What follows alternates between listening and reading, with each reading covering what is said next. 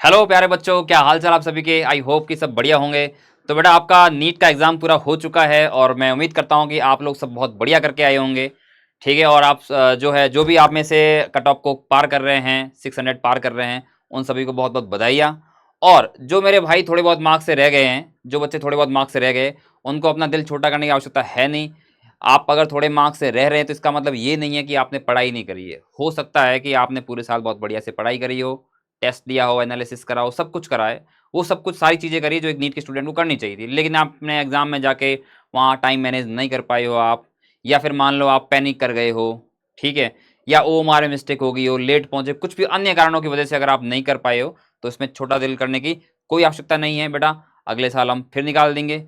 और जो जिन बच्चों को थोड़े और कम नंबर आए हैं, तो मैं उनके लिए तो ये बोलूँगा कि आपको थोड़ी और मेहनत करनी चाहिए थी, ठीक है? लेकिन ऐसा नहीं है कि एक पेपर के साथ में अपनी पूरी लाइफ खत्म हो जाती है। अभी और भी अपने को मौके मिलेंगे जीवन के अंदर, ठीक है? और नीट ही जीवन में सब कुछ नहीं है।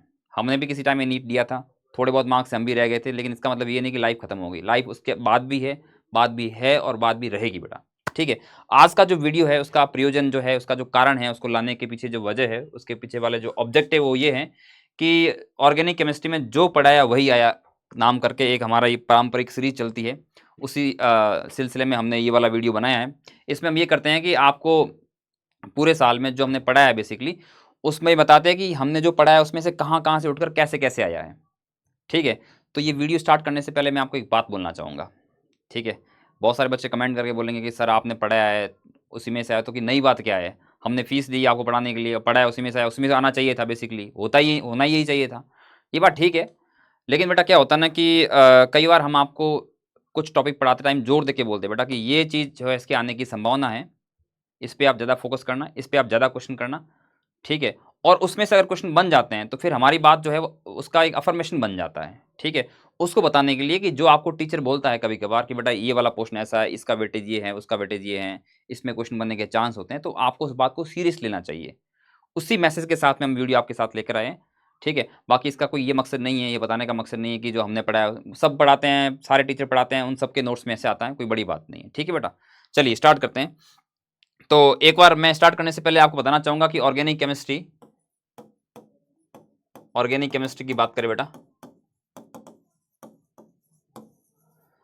ये जो वीडियो है ख़ास तौर पे जो मेरा यकीन 2.0 बैच था, उन स्टूडेंट्स के लिए बेसिकली, क्योंकि उन्हीं उन्हीं ने मेरे से, या फिर जो ऑफ़लाइन के विद्यापीठ के बच्चे थे, उन लोगों ने मेरे से ऑर्गेनिक पढ़ी है, तो उन्हीं को टारगेट करके बनाया गया बेसिकली, ठीक है? ये बताने के लिए कि भी जो आपके नोट्स हैं उसमें से डायरेक्ट क्वेश्चन बन के आए हैं, ठीक है? या तो 100% डायरेक्ट बन के आए, या फिर 80-90% तक उसी में से, उसी पार्ट में से क्वेश्चन आया है, ठीक है? तो ऑर्गेनिक केमिस्ट्री में अपने पास में टोटल 10 चैप्टर हुआ करते हैं, ये चीज़ आपको पता है। 10 चैप्टर कौन-कौन से होते हैं? 11th क्लास के आपके 5 चैप्टर होते हैं, जिसके अंदर आपका पहला चैप्टर आता है आईयूपीएसी नामकरण आता है, ठीक है? चैप्टर नंबर 2 समावेयता, आइसोमेरिज्म जिसको आप बोलते हो। चैप्टर 3 होता है आपका सामान्य कार्बनिक रसायन जिसको आप जीओसी बोलते हो, ठीक है? और चौथा चैप्टर आपका जो है वो होता है यहाँ पे हाइड्रोकार्बन। एक चैप्टर और होता है 11th क्लास का, उसको बाद में लिखेंगे। उसके बाद में आपके पास में चैप्टर नंबर जो 5वां होता है वो फिर 12th क्लास का होता है, जिसका नाम है हेलो एल्केन एंड हेलो एरेन, ठीक है? छठवां एल्कोहल फिनोल ईथर,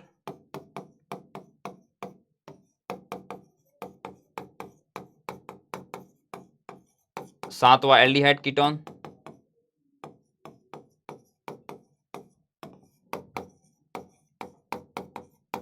व कार्बोक्सिलिक अम्ल, आठवां आठवां आपके पास में है एमीन, नौवां जैव अणु, और 10वां कार्बनिक रसायनों का शोधन, कॉमा मात्रात्मक व गुणात्मक विश्लेषण।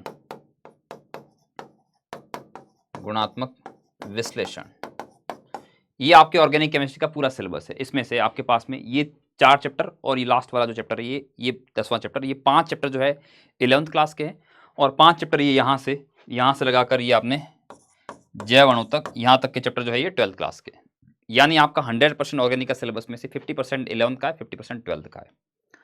अब अगर हम वेटेज की बात करें बेटा, तो इस बार जो आया है 56-44, ठीक है, इस प्रकार का रेशियो आया 11-12 का, जो कि लगभग बराबर ही है।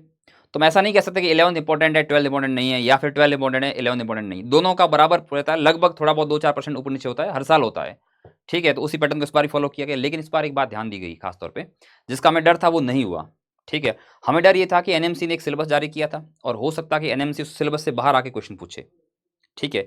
एनएमसी है पहले के ज़माने में 2017 में 16 में एम्स का पेपर बनाया करती थी, जब नीट से एम्स अलग हुआ करता था, बाद में नीट के अंदर एम्स इंक्लूड हो गया, तो उसके बाद से जो है एक ही पेपर बना करता था। लेकिन जब एनएमसी एम्स का पेपर बनाती थी, तब कुछ क्वेश्चन जो है आउट ऑफ एनसीईआरटी आया करते थे, ठीक है, कुछ क्वेश्चन आउट ऑफ एनसीईआरटी आ जाया करते थे, कुछ क्वेश्चन का लेवल अप हुआ करता था। लेकिन इस बार तो हमें लगा था शायद एनएमसी इस बार भी ऐसा करेगी, इस बात को हमने ध्यान में रखा था, लेकिन 99% हमें भरोसा ये था कि एनसीईआरटी को फॉलो किया गया था, किया जाएगा, और हुआ भी यही, एनसीईआरटी को 100% फॉलो किया गया। ऑर्गेनिक केमिस्ट्री के अंदर, सॉरी पूरी केमिस्ट्री की बात करें, 50 क्वेश्चन जो आते हैं, ठीक है, जिस अपने को 45 करने होते हैं, तो 45 के 45 क्वेश्चन या 50 के 50 क्वेश्चन जो थे सेक्शन ए और बी को मिला के पूरे एनसीईआरटी से आए हैं। एक भी क्वेश्चन को हम ऐसा नहीं बोल सकते हैं कि आउट ऑफ सिलेबस आया है। लास्ट क्वेश्चन जो कि आउट ऑफ सिलेबस आया था, जो कि आउट ऑफ एनसीईआरटी में आया था, वो 2018 में आया था। 2018 के बाद में एक भी क्वेश्चन केमिस्ट्री में अपने एनसीईआरटी से बाहर नहीं आया है, ठीक है। ये बात मैंने आपको पूरी साल ही बोली है, अब भी बोल रहा हूँ, आगे भी बोलूँगा, ठीक है, जब तक ये नीट चलेगा तब तक।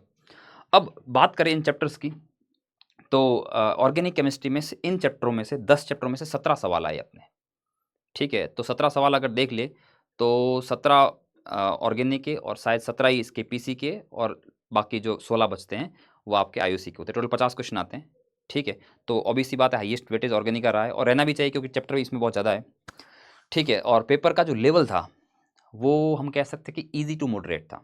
ऑर्गेनिक केमिस्ट्री की बात करें तो 17 क्वेश्चन में लगभग जो है 10 से 12 क्वेश्चन तो ईजी थे, डायरेक्ट होने वाले थे। 5-7 क्वेश्चन ऐसे थे, खासतौर पर मैच द कॉलम वाले, उसमें थोड़ा दिमाग लगाना पड़ रहा था, थोड़ी रिएक्शन करा करा के देखनी पड़ रही थी, लेकिन मोस्टली जो पेपर ईजी टू मॉडरेट माना जाएगा।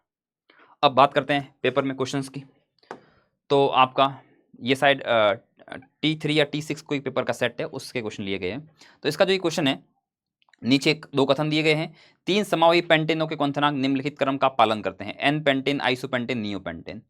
ये आपको कह रखा है कि आपके पास कुछ एल्केन है, C5H12 वाले जो एल्केन है, उसके कुछ समावयी दे रखे हैं, उनका क्वथनांक क्रम दे रखा है। नीचे कारण दिया गया कि भाई जब शाखंड बढ़ता है तो अणु गोलाकार होता जाता है, और गोलाकार होने की वजह से उसका जो उसके बीच में संपर्षण बल होते हैं, संस्पर्शण जो बल होते हैं, कॉन्टैक्ट फोर्स होते हैं, वो कम होती जाती है, जिसके कारण बॉइलिंग पॉइंट कम होता है। ये बात यहाँ पे लिखी गई है।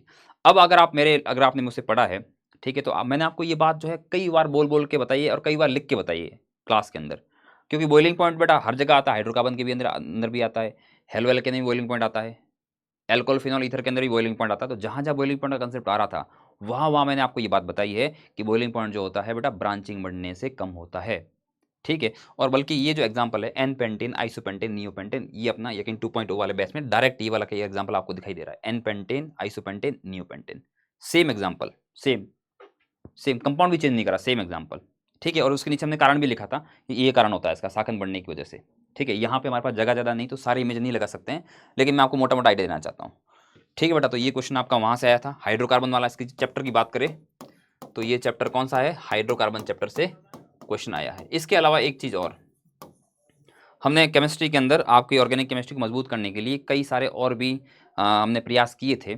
जैसे जो आप क्लास में पढ़ाया वो तो ठीक है, डीपीपी करवाई, मॉड्यूल के लिए बोला आपको, वो ठीक बात है, सब बोलते हैं। उसके अलावा हमने एक धनुष से क्वेश्चन दिए थे। धनुष के अंदर क्या था कि जो मोस्ट एक्सपेक्टेड नीट के क्वेश्चन होते हैं, मोस्ट रिलेवेंट, जो लेटेस्ट पैटर्न चल रहा है उसके आधार पे जो सबसे ज़्यादा संभावित क्वेश्चन थे, उनके लिए आपको क्वेश्चन बैंक बना के दिया था 10 चैप्टर का। हर एक चैप्टर के अंदर 100 से 125 150 क्वेश्चन थे, हर चैप्टर के अंदर 100 से 150 क्वेश्चन का आपको क्वेश्चन बैंक दिया था।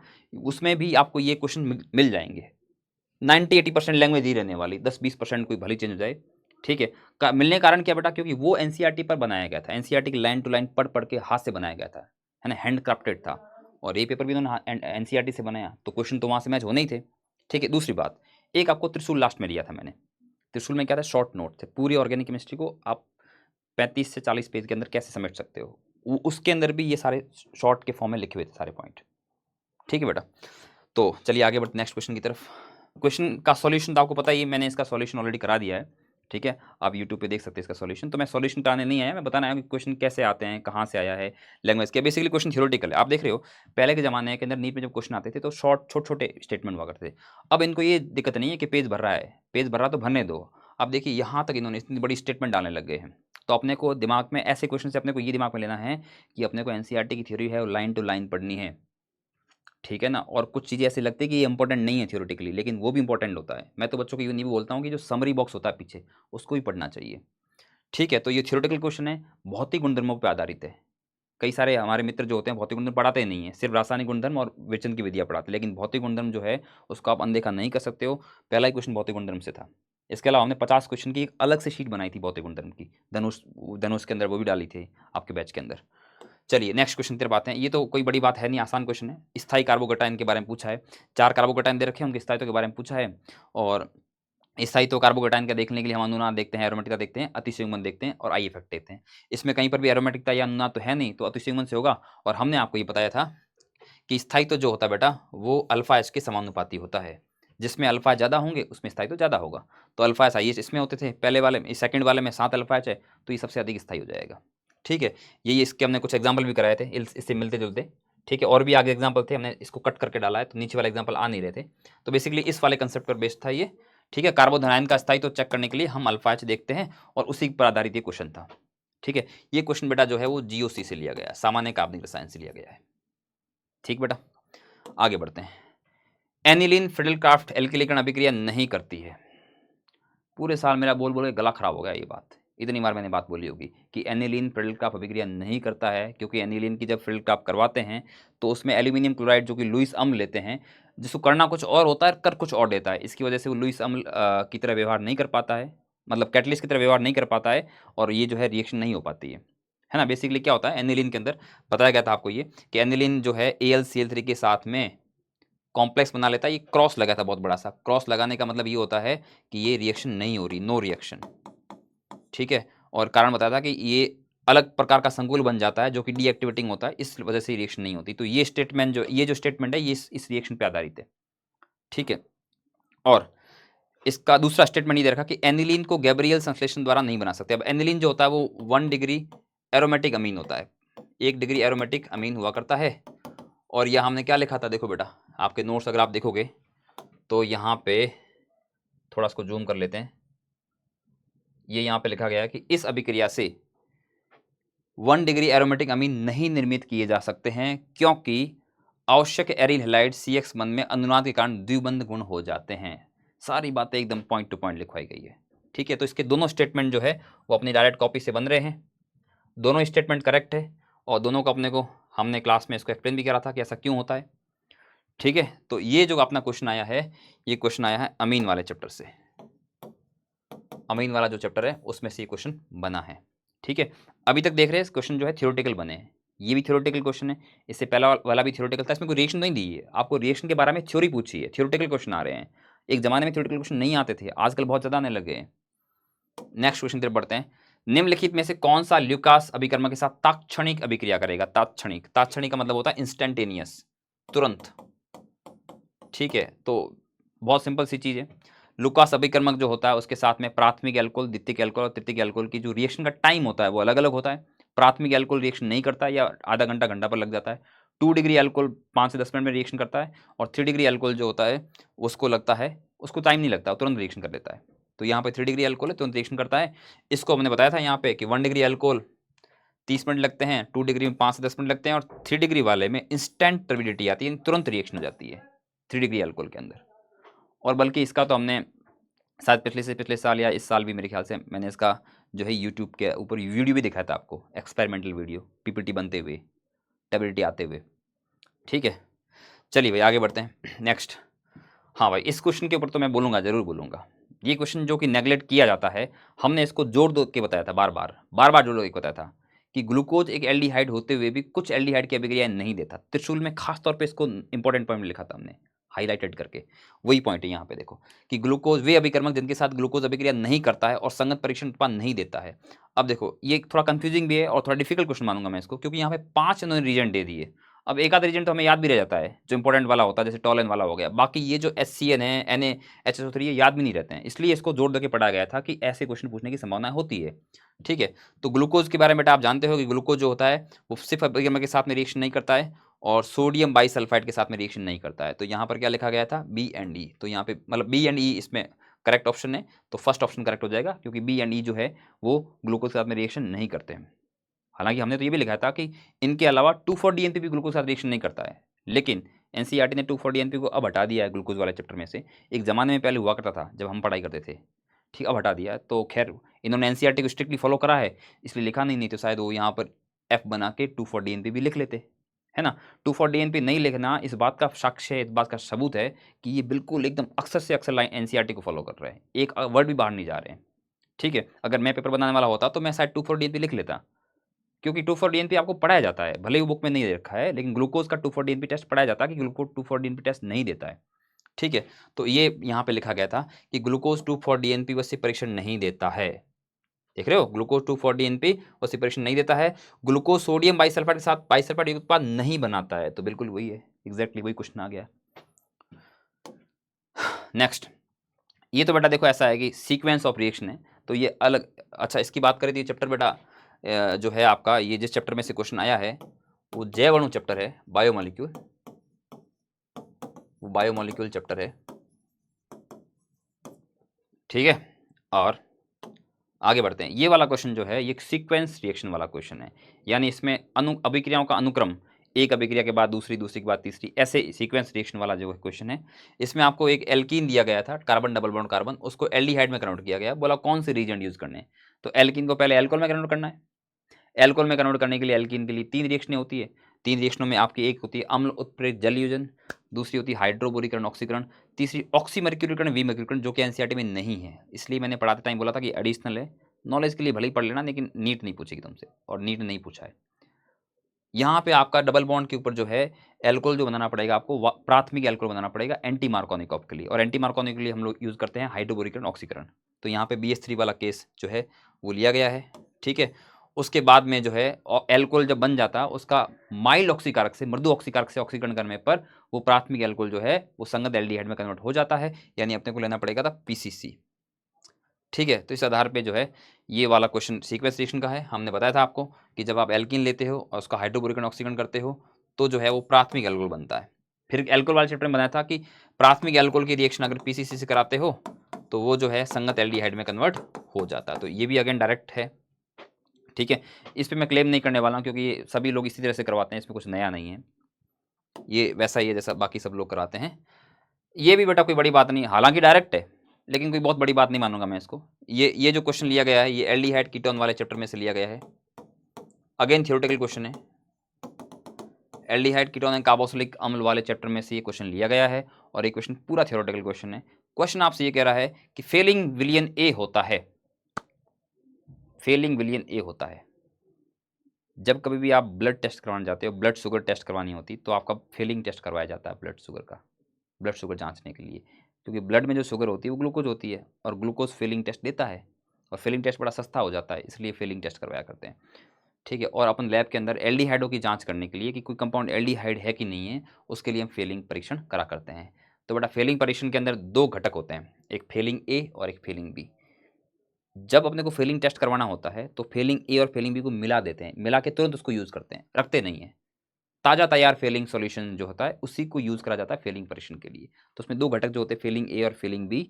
उसमें से पूछा फेलिंग ए क्या है, तो आपको बताया गया था कि यहाँ पे आप देख सकते हो कि फेलिंग अभिकर्मक जो है वो 2 चीज़ों का बना होता है, फेलिंग ए का और फेलिंग बी का। फेलिंग ए जो होता है वो जलीय कॉपर सल्फेट होता है, एक्वस कॉपर सल्फेट होता है। तो फेलिंग ए जो होगा वो जलीय कॉपर सल्फेट हो जाएगा। आंसर क्या हो जाएगा बेटा इसका, थर्ड आंसर हो जाएगा। ठीक है, हाँ, और फेलिंग बी जो होता है वो होता है सोडियम पोटेशियम टार्ट्रेट, जिसको रोसेल शॉट बोलते हैं, वो भी इसमें ऑप्शन दे रखा, पहला ऑप्शन। तो कई सारे बच्चे कंफ्यूज हो गए, पहले डाल देंगे, टिक कर देंगे। नहीं, कभी भी मैंने बोला कि अगर किसी भी क्वेश्चन में अगर आपको पहला ऑप्शन सही लगता है तो आप 100% मान के चलिए कि आप दूसरा, तीसरा, चौथा ऑप्शन भी एक बार जरूर चेक करें, क्योंकि उसमें से भी आंसर हो सकता है। क्योंकि कई बार अपने को पहला लग जाता है लेकिन होता नीचे वाला है। पहला वाला आपका साइकोलॉजिकली जो है आपको हैक करने के लिए यूज़ करा जाता है, कि मिलता जुलता होता है और उसी पर टिक कर लेते हैं बच्चे। ठीक है, इसलिए जो है आपको बाकी ऑप्शन भी देखने पड़ते हैं, चाहे आपको पहला सही लग रहा हो। ठीक है, तो अगेन ये क्वेश्चन एल्डिहाइड कीटोन से आया था। इससे पहले वाला जो क्वेश्चन था ये कई सारे चैप्टरों का है, जैसे इसमें 3 स्टेप में रिएक्शन होगी।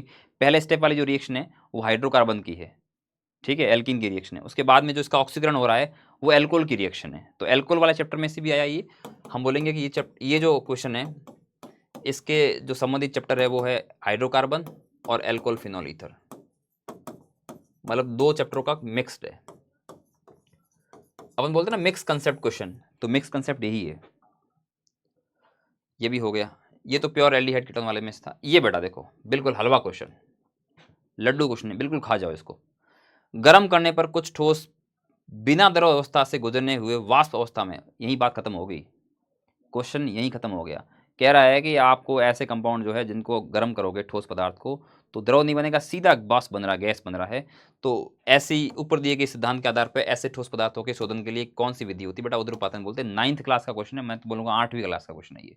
8th क्लास के बच्चे भी इस क्वेश्चन को सही कर लेते हैं। उर्ध्वपातन या सब्लिमेशन बोलते हो, कपूर हो गई आपकी, ठीक है, थैलिक एनहाइड्राइड हो गया, बेंजोइक अम्ल हो गया, ये सारे कंपाउंड जो होते हैं ये क्या करते हैं? सब्लिमेशन दिखाते हैं। इनको गर्म करने पर ये डायरेक्टली सॉलिड स्टेट से गैसीय अवस्था में चले जाते हैं बिना द्रव में परिवर्तित हुए। ठीक है, तो ये देखो बेटा क्या लिखा है यहाँ पर, किसी ठोस पदार्थ का बिना द्रव अवस्था में बदले सीधे गैस या वाष्प अवस्था में बदलना उर्ध्वपातन कहलाता है। सेम टू सेम लाइन दे रखी, लाइन टू लाइन सेम है। ठीक है, ये आपको पढ़ाया था मैंने कहाँ पर? लास्ट में 10th चैप्टर पढ़ाया था, कार्बनिक यौगिकों का शोधन परिष्करण, शोधन या परिष्करण, और साथ में मात्रात्मक और गुणात्मक विश्लेषण, उसमें से आया है क्वेश्चन। ठीक है, चलिए भाई, तो ये वाला क्वेश्चन जो आया है ये कहाँ से आया? कार्बनिक यौगिकों का शोधन, मात्रात्मक गुणात्मक विश्लेषण। आसान क्वेश्चन है। हाँ, अगर क्रिस्टलन वाला हुआ होता, जैसे मान लो ये क्रिस्टलन आसवन है, ये वर्ण लिखेगी, उसकी परिभाषा यहाँ लिखी होती तो शायद आपको समस्या हो जाती, क्योंकि उसमें थोड़ा सा कंफ्यूजन होता कई बार। हालांकि मैंने कंफ्यूजन क्लियर किया था, मैंने कहा था कि क्रिस्टलन जो होता है वो ठोस अवस्थाओं के लिए यूज़ करते हैं, जबकि जो विभेद निष्कर्षण होता है वो जलीय अवस्था के लिए यूज़ करते हैं। ठीक है, फिर भी ये तो कुछ नहीं है। 4 मॉलिक्यूल दे रखे हैं, उसमें आपको सिग्मा और पाई बॉन्ड पूछे हैं। एक दे रखा है एथेन, एथीन, कार्बन अणु, एथाइन। ये वही मॉलिक्यूल जो हम डेली पढ़ते हैं, ethane, methane, propane, butane, normally जो चलने हैं वही मॉलिक्यूल है। उनमें पूछा सिग्मा बॉन्ड और पाई बॉन्ड कितने हैं। ठीक है, तो आपको पता है कि यार जब सिंगल बॉन्ड होता है तो सिग्मा होता है, और डबल बॉन्ड जब होता है तो उसमें एक सिग्मा भी होता है और एक पाई भी होता है। ठीक है, हालांकि इसका अपवाद होता है कौन? C2 molecule. और केमिस्ट्री में अपवाद, केमिस्ट्री को अपवादों के विज्ञान कहते हैं। तो थोड़ी बहुत थोड़ी देर में अपवादों का तड़का लगता रहता है। जैसे यहाँ पर भी देखो C2 मॉलिक्यूल आ गया है, अपवाद वाला केस। C2 मॉलिक्यूल में 2 बॉन्ड होते हैं। वैसे हमने बोला कि सिंगल बॉन्ड हमेशा सिग्मा होता है, डबल बॉन्ड में एक सिग्मा एक पाई होता है, और ट्रिपल बॉन्ड में एक सिग्मा और 2 पाई होता है। लेकिन C2 मॉलिक्यूल ऐसा है जिसमें 2 ही बॉन्ड होते हैं और दोनों के बॉन्ड पाई होते हैं। अपवाद है, अपवाद पूछ सकते हैं। देखो बेटा ये बात लिखी थी मैंने यहाँ पे कि बंद 2 प्रकार के होते हैं, सिग्मा और पाई। एकल बंद sigma, double bond sigma pi, triple bond pi pi. लेकिन मैंने यहाँ पे, आप अगर देखेंगे गौर से, ठीक है बेटा, ये मैं अभी लिख के नहीं लाया हूँ, ये पहले के पढ़ाए हुए मेरे नोट्स हैं। ये मैं सोचना कि अभी लिख के लेके आया हूँ मैं, ऐसा नहीं है। ये मैंने क्या लिखा है कि B2 मॉलिक्यूल का सिंगल बॉन्ड पाई होता है और C2 मॉलिक्यूल के दोनों बॉन्ड पाई होते हैं। और मैंने लिखा भी है कि ये क्या है? अपवाद है, और ये MOT से एक्सप्लेन की जाते हैं। ठीक है, तो एग्जैक्टली वो का वो आ गया।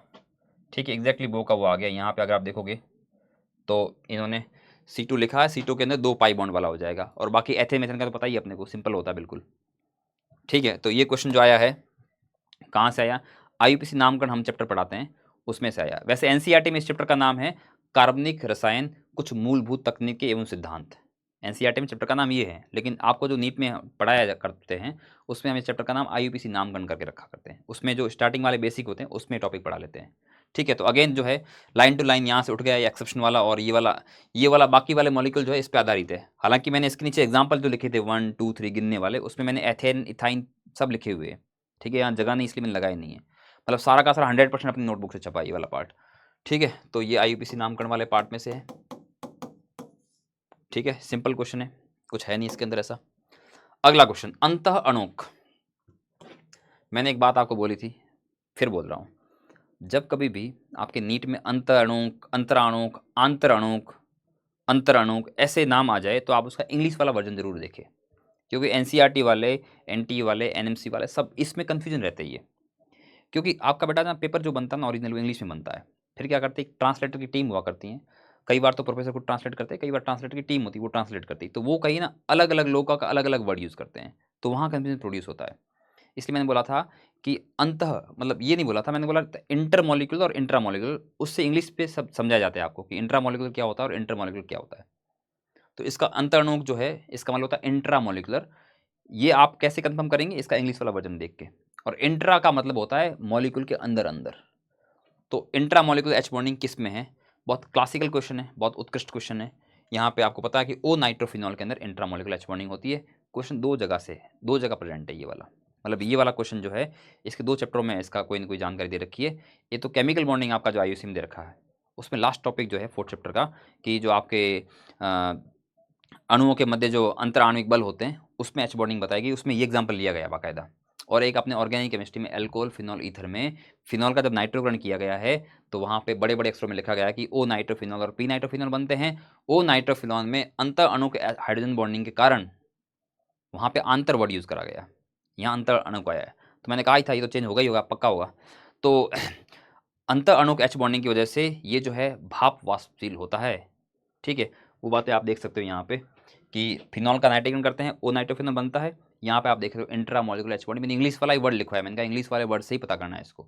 ठीक है, तो आप देख सकते हो यहाँ पे ये, और एच बॉन्डिंग करके भी आपको दिखाई थी कि ओ नाइट्रोफिनॉल में एच बॉन्डिंग होती है इंट्रा मॉलिक्यूलर वाली। ठीक है, ऑप्शन यहाँ से कौन सा टिक हो जाएगा, यहाँ से ऑप्शन हो जाएगा अपने पास में सी ऑप्शन। अरे भाई छोटा हो जा, थर्ड ऑप्शन। ठीक है, चलो आगे बढ़ते हैं नेक्स्ट क्वेश्चन की तरफ। वह यौगिक जो तीव्र वेग से SN1 अभिक्रिया करेगा। ठीक है, इसका पहले चैप्टर का नाम लिख लेते हैं, एल्कोहल फिनॉल ईथर भी कह सकते हैं। मेरे आईयूसी वाले फ्रेंड कह रहे थे नहीं सर ये तो हमारे आईयूसी का है, तो आईयूसी में अगर देखें तो ये केमिकल बॉन्डिंग से लिया गया है, मतलब ये दोनों जगह प्रेजेंट है। वैसे यार केमिस्ट्री को तो ऐसे भागों में बांटना गलत बात है, ये तो सिर्फ कहने की बातें होती है, एक सिस्टम बना रखा हमने पढ़ाने के लिए, बाकी सारी केमिस्ट्री एक ही होती है। ऐसा नहीं कि वो इसकी केमिस्ट्री, ये हमारी केमिस्ट्री, ये इसकी केमिस्ट्री, सब केमिस्ट्री एक तरह की होती है। ठीक है, केमिस्ट्री इस प्रकार के क्या बोलते हैं क्लासिफिकेशन की कोई हकदार है नहीं यहाँ पर, ऐसा हमें नहीं करना चाहिए। वह यौगिक जो सबसे तीव्र वेग से SN1 अभिक्रिया करेगा। SN1 अभिक्रिया हेलो एल्केन की अभिक्रिया होती है, और SN1 अभिक्रिया के लिए आपको बताया गया था कि SN1 की जो क्रियाशीलता होती है वो जो कार्बोकैटायन बनता है बेटा उसके समानुपाती होती है, कार्बोकैटायन के समानुपाती होती है, कार्बोकैटायन का जो स्थायित्व होता है उसके समानुपाती होती है। ये बात तो भाई स्कूल में पढ़ाने वाले टीचर ही बताते हैं, कोई बड़ी बात नहीं है, मैं इसके ऊपर अधिकार नहीं जमा रहा हूँ, पर मैं इतना कह रहा हूँ कि हमने ये कंसेप्ट पढ़ाया था और इस कंसेप्ट के ऊपर ही क्वेश्चन हो रहा था। क्योंकि यहाँ से आप बी आर हटाओगे कार्बोकैटायन बनाओगे, इधर से बी आर हटाओगे कार्बोकैटायन बनाओगे, इधर से बी आर हटा के कार्बोकैटायन बनाओगे, ये तो हटेगा भी नहीं क्योंकि डबल बॉन्ड कैरेक्टर होता है। तो आपको फिर देखना है कि ज़्यादा स्टेबल कार्बोकैटायन कौन सा है, ये वाला सबसे स्टेबल होगा क्योंकि यहाँ कार्बोकैटायन जो बनेगा उसको रेजोनेंस मिल जाएगा, और जितना कार्बोकैटायन स्टेबल होगा उतनी SN1 अभिक्रिया जो है वो ज़्यादा होने वाली है। ठीक है, तो ये क्वेश्चन जो आया है ये आया हेलो एल्केन एंड हेलो एरेन से। ठीक, पानी पी लेते हैं फिर कंटिन्यू करते हैं।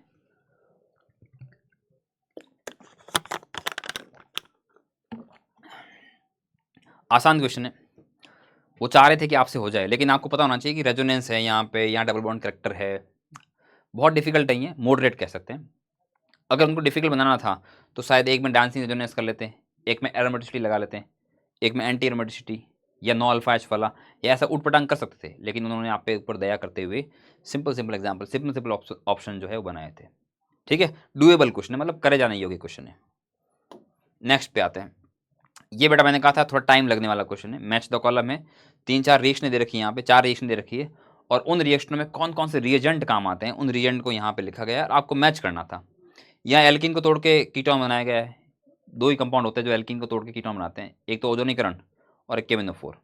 ठीक है, तो यहाँ पे जो है KMnO4 और ओजोनीकरण दोनों ऑप्शन दे रखे हैं, लेकिन यहाँ पे KMnO4 बेसिक मीडियम में करवाया गया बेटा, और यहाँ पे जो है यहाँ पे आपको क्या बना है, बेसिक मीडियम में अगर हम करते हैं तो यहाँ से बॉन्ड ब्रेक होके ये बनता कीटोन है, लेकिन इसमें ये होता है बेटा कि आपके पास में या ये जो आगे वाला कार्बन है इसके और आगे यहाँ पे नेगेटिव, मतलब ये जो है बेसिक मीडियम के अंदर क्या करता है, एसिडिक एच को निकाल लेता है और आगे रिएक्शन करने की संभावना होती है। जैसे साइक्लोहेक्सेनॉन बना है, वो KOH की प्रेजेंस में यहाँ से H+ को निकाल के एल्डोल संघनन भी कर सकता है।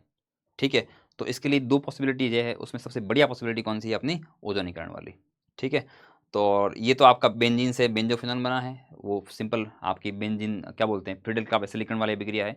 तो ये सारी जो रिएक्शन है ये अलग अलग चैप्टरों की है। जैसे ये जो रिएक्शन है ये हाइड्रोकार्बन की है, ये भी रिएक्शन हाइड्रोकार्बन की है, ये अल्कोहल की रिएक्शन है, और ये रिएक्शन भी हाइड्रोकार्बन की है। ठीक है, तो इतने सारे चैप्टर के रिएक्शन हैं, तो हर चैप्टर में हमने अलग अलग जगह पे ये रिएक्शन करवाई है, लेकिन सारे चैप्टर यहाँ नहीं लगा सकते, इसलिए मैंने एक पार्ट ले लिया। जैसे ये वाली रिएक्शन है, इथाइल बेंजीन है, उसकी रिएक्शन अगर आप KMnO4 से कराओगे तो जो है वो कार्बोक्सिलेट सॉल्ट बन जाएगा या कार्बोक्सिलिक अम्ल बन जाएगा। ये वाला पार्ट जो है मैंने यहाँ उठा के लेके आया आपके सामने, देखो ये इथाइल बेंजीन है, यहाँ पे ये इथाइल बेंजीन दिख रहा है आपको, उसकी रिएक्शन KMnO4 से करवाई गई है, क्या बना है, कार्बोक्सिलिक अम्ल। ये सेम रिएक्शन है ये वाली। ठीक है, बाकी वाले भी करवाए लेकिन जगह नहीं, इसलिए हमने एक ही रिएक्शन लगवाई यहाँ पर, सीक्वेंस रिएक्शन वाला पार्ट है ये। चलिए, तो ये जो है ये मल्टी चैप्टर है, मल्टी चैप्टर क्वेश्चन है, देख रहे हो ना, मल्टी चैप्टर क्वेश्चन का चलन बढ़ रहा है। 2-3 क्वेश्चन मल्टी चैप्टर हमने देख लिया अभी तक। मल्टी चैप्टर का मतलब कि अलग अलग चैप्टरों का मिक्स करके दिया गया है। ठीक है, अब नीट वाले क्या करते हैं, पेपर डिफिकल्ट तो बना नहीं सकते, पेपर उनको बनाना है NCERT से, और NCERT डिफिकल्ट होती नहीं है, तो वो क्या करे कि जैसे आपके 720 में 720 नंबर ना आए, बहुत हाई कट ऑफ ना जाए, उसके लिए क्या करते हैं कि वो ऐसे मल्टी चैप्टर क्वेश्चन बनाते हैं। जैसे थोड़ा बहुत आपका कहीं तो गलती हो, कुछ तो नंबर घटे आपके, इसलिए ऐसे क्वेश्चन बनाए जाते हैं। अगला क्वेश्चन, सूत्र C6H14 वाले अणु में यौगिक में 2 तृतीयक कार्बन उपस्थित है, इसका IUPAC नाम क्या है। ठीक है, ये चैप्टर, ये जो क्वेश्चन है 2 चैप्टरों से संबंधित है। एक तो IUPAC नाम पूछ लिया, तो IUPAC नामकरण का तो हो ही गया है। ठीक है, एक C6H14 वाले यौगिक में 2 तृतीयक, अब इसमें कौन कौन से संभावित यौगिक होते हैं ये हम कहाँ पढ़ाया करते हैं आपको, कोई फॉर्मूला देके उसकी संभावित संरचनाएं आपको कहाँ पढ़ाते हैं, आइसोमरिज्म पढ़ाते हैं, कहाँ पे, संरचनात्मक संभाव्यता के अंदर। ठीक है, तो एग्जैक्टली हमने ये कराया था। ये देखो यहाँ पे C6H14 की ये संभावित संरचनाएं होती है, 1 2 3 4 5 होती है, उसमें से इसने कहा कि 2 तृतीय कार्बन है, तो इसमें 2 तृतीय कार्बन जो है बेटा ये कहाँ प्रेजेंट है, इसमें प्रेजेंट है, इस वाले में। तो इसका जो नाम है वो पूछा गया आपसे, इसका नाम हो जाएगा 2,3 डाइमिथाइल ब्यूटेन। तो एक तरह से ये भी इनडायरेक्टली हमारे उसी में से है। ठीक है, इसका आंसर जो है वो 2,3 डाइमिथाइल ब्यूटेन होने वाला था। ठीक है, तो इसमें जो है थोड़ा बहुत नामकरण का योग है, और थोड़ा बहुत इसका हिस्सा जो है वो समावेता का भी है। हालांकि समावेता में से डायरेक्ट क्वेश्चन नहीं आया, बड़े दुर्भाग्य की बात है कि पिछले 2 सालों से समावेता में से डायरेक्ट क्वेश्चन नहीं आ रहा है, लेकिन इसका मतलब ये नहीं है कि अगले साल भी नहीं आएगा। NMC का कोई ऐसा इरादा नहीं था कि समावेता से क्वेश्चन नहीं दे। पता क्या करते हैं NMC वाले, NMC वाले जब पेपर बनाते हैं तो हमारे नोट्स नहीं पढ़ते, वो कोई किताब नहीं पढ़ते, वो NCERT बुक देखते हैं, और NCERT में समावेता कोई चैप्टर है नहीं अलग से। वो 10th चैप्टर आपका जो था ऑर्गेनिक केमिस्ट्री वाला, कार्बनिक यौगिकों का आधारभूत तकनीक और सिद्धांत वाला, उसमें तो फिर सारे चैप्टर आ जाते हैं, 4-5 चैप्टर आते हैं उसके अंदर, है ना। जैसे नामकरण भी उसमें आता है, GUC भी उसी में आता है, समावेता भी उसी में आता है, शोधन भी उसी में आता है, तो वो 4 चैप्टर मिक्स है उसके अंदर। तो नीट वाले क्या करते हैं, NMC वाले पन्ने पलटते हैं, जो जो कंसेप्ट उनको ठीक लगा उठा लेते हैं। तो उनका वो मकसद नहीं होता कि समावेता नहीं उठाए, ये उठाए, वो तो उनको जो उस हिसाब से उनको उस टाइम जो ठीक लगेगा वो ऐसा करेंगे, इसलिए। नेक्स्ट आते हैं अगले क्वेश्चन के ऊपर बेटा। अगला क्वेश्चन ये है, एल्कोहल की रिएक्शन PCl3 से करवाई तो RCl के साथ में A बना है, और एल्कोहल की रिएक्शन PCl5 के साथ करवाई तो RCl HCl के साथ में B बना है, और A और B क्या है, ये रही बेटा सेम रिएक्शन, है ना। अगर आप देखोगे यहाँ से थोड़ा जूम कर लेते हैं इसको, ये रहा एल्कोहल, इसकी रिएक्शन पहले किससे कराई गई है, PCl3 से, PCl3 से RCl और H3PO3, है ना, RCl, और यहाँ पे A जो हो जाएगा वो क्या हो जाएगा, H3PO3, ये रहा आपके सामने लिखा हुआ है यहाँ पे। ठीक है, और PCl5 वाले केस में RCl HCl B, ये रहा PCl5, RCl HCl, और ये क्या है POCl3, मतलब यहाँ पे क्या हो जाएगा POCl3, मतलब कि आपके पास में ऑप्शन क्या हो जाएगा, सेकंड वाला। ठीक है, डायरेक्ट रिएक्शन का। लेकिन लेकिन लेकिन लेकिन ध्यान रहे, इन्होंने क्या करा है, मुख्य उत्पाद नहीं पूछा, सह उत्पाद पूछा है। तो सेहत पाद के बारे में मैं भी यही बोलता हूँ कि सेहत पाद के बारे में डायरेक्ट क्वेश्चन नहीं आते, लेकिन कुछ रिएक्शनों के सेहत पाद इंपॉर्टेंट होते हैं। जैसे इस रिएक्शन का मैंने इंपॉर्टेंट बताया था आपको, और मैंने एक रिएक्शन का आपको इंपॉर्टेंट बताया था, जो कौन सी थी हमारे पास में। हाँ जी, देखो हम दोनों ने तो वीडियो बना दी, बस हम लोग यही करेंगे कि अब यहाँ पर हम लोगों ने प्रूफ कर दिया कि सारे के सारे क्वेश्चन पेप सर ने पूरे नोट से आए हैं, सभी के नोट से आए हैं, सर के, सभी के, नहीं नहीं, सभी टीचर्स के, जितने भी आप लोगों के। बस अब आप लोगों को किसी भी प्रकार का फालतू का कंपैरिजन जो आप लोग करते हो वो नहीं करना है बेटा। अच्छा, कंपैरिजन भी होता है क्या? कंपैरिजन होता है ना सर। अरे भाई ये काम मत करो, हमारी लड़ाई मत कराना आपस में। नहीं नहीं यानी अपने में नहीं होता, हाँ। किसी दूसरे पर्टिकुलर XYZ व्यक्तियों से करते रहते हैं कि सर हिंदी मीडियम में कंटेंट कमजोर होता है, तो ये वीडियो इसीलिए हम लोग लाए हैं कि भैया कंटेंट देख लो। 17 के 17 क्वेश्चन कॉपी से आए, और पेप सर की कॉपी से, मेरे को कॉपी से, Harsh Tyagi sir, Shivam sir, Puneet sir, Jaju sir, सभी सभी सब्जेक्ट के टीचरों की कॉपियों से वो सभी वीडियो धीरे धीरे आप लोगों के पास आती रहेगी। बस ये जो कंपैरिजन होता है ना कि sir Hindi medium English medium, भाई कार्बन कार्बन ही रहेगा, हाइड्रोजन हाइड्रोजन ही रहेगा, फिजिक्स में फिजिक्स फिजिक्स के रूल से ही चलेगी, बायोलॉजी में बायोलॉजी के रूल ही चलेंगे। भाषा सिर्फ एक समझने का माध्यम है। यही वीडियो इसीलिए बनाई है सर आज। सही बात है। तो बस आप लोगों को पढ़ाई करनी है और फालतू के इन सब चीजों से दूर रहना है बेटा। सही बात है, बिल्कुल एग्री हूं मैं इस बात से, है ना। कंपैरिजन को छोड़िए, यहां खड़े हैं ना, यहां खड़े हैं तो कुछ बात होगी हर किसी व्यक्ति में, अगर कोई व्यक्ति यहां खड़ा है तो। बस इसी आशाओं के साथ, और ये बताने का उद्देश्य ही यही है, हम लोगों को बताना नहीं है भाई, हमको बताकर क्या मिलेगा, तनख्वाह तो आ ही रही है सर, बिल्कुल आ रही है ना। हाँ। ऐसा तो है नहीं कि जिंदगी में पहली बार पढ़ाने सीखे हम लोग, ठीक है। ये बताने का उद्देश्य कि भाई अगर तुम पढ़ लेते, कंपैरिजन में ना रहते, तो शायद आज मेडिकल कॉलेज में होते। चलो ठीक है, अब जो हुआ है जैसा हुआ है, लेकिन अब आप लोगों को एक बेहतर तरीके से शुरुआत करनी है, अच्छे तरीके से शुरुआत करनी है। जो भी अध्यापक जिस भी क्लास में आपको हो, बिना किसी कंपैरिजन के बिल्कुल फॉलो करना है और सिलेक्शन लेना, बस। ठीक है सर, थैंक यू सर, आपने मौका दिया। ठीक है, बिल्कुल सर सही कह रहे हैं, कंपैरिजन किसी का नहीं करना यहाँ पे, सारे टीचर पीडब्ल्यू के औज़म हैं और सब एक से बढ़कर एक है। ठीक है, और वैसे भी यार ये मैं तो ये बोलूँगा 11th-12th की एनसीईआरटी पढ़ानी है, उसमें क्या ही कोई पढ़ा देगा, सब एक जैसा ही पढ़ाते हैं, कोई फ़र्क नहीं पड़ता, सब बढ़िया होते हैं बेटा। ठीक है, आपको जो भी टीचर पढ़ाए उसकी क्लास नोट्स को बहुत स्ट्रिक्टली, बहुत रिलीजियसली फॉलो करना है। ठीक है, तो ये क्वेश्चन आपका जो था वो एल्कोहल फिनॉल वाले में से था, इसका जो चैप्टर था वो एल्कोहल फिनॉल था।